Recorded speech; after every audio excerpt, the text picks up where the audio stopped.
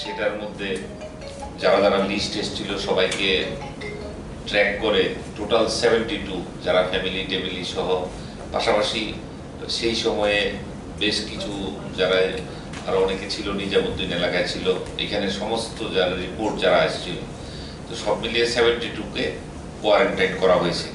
তো গতকালকে 54 জনকে স্যাম্পল নেওয়া হয়েছিল, আজকে স্যাম্পল সব নেগেটিভ এসছে।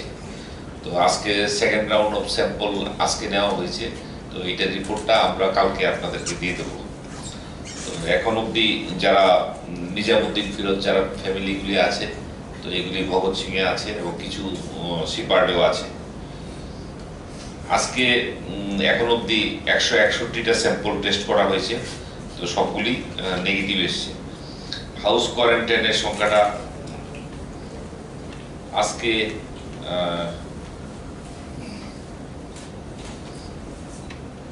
131 জনকে ফ্যাসিলিটি কোয়ারেন্টাইনের মধ্যে রাখা হয়েছে, যেটা ইনস্টিটিউশনাল কোয়ারেন্টাইন, এবং হোম কোয়ারেন্টাইনে রাখা হয়েছে 7274।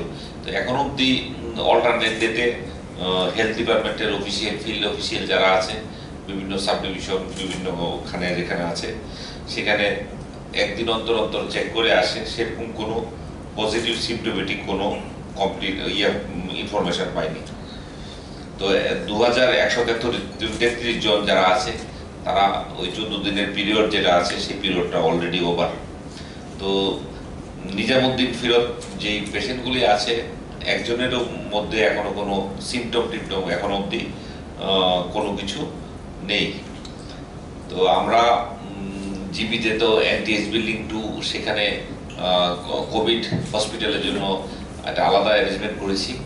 এছাড়াও আমরা 50 বেডেড নতুন যে নার্স ট্রেনিং ইনস্টিটিউট, যেটা এদিকে পূর্ব দিকের আইজিএম এর যে নতুন বিল্ডিংটা হয়েছে, সেখানে একটা ফ্লোরে 60 বেডেড একটা কোভিড পেশেন্টের জন্য ব্যবস্থা করা হচ্ছে।